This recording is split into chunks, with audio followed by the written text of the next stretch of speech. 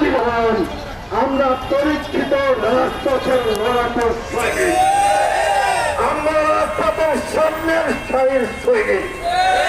সুতরাং আমি সোজা কথা বলতে চাই, আমাদের দাবি যদি সরকার অতি দ্রুত বাস্তবায়ন না করে তাহলে আমরা একের পর এক ধাপে ধাপে কঠিন কর্মসূচি দিতে বাধ্য থাকবো।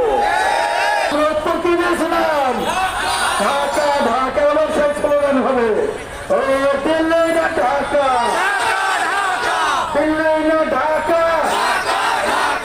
রাজপথ রাজপথ। আহত আমরা সবাই পরীক্ষিত সৈনিক, আমাদের স্লোগান হবে একটাই, আমাদের দাবি মানতে হবে, মানতে হবে। আমাদের দাবিগুলো হচ্ছে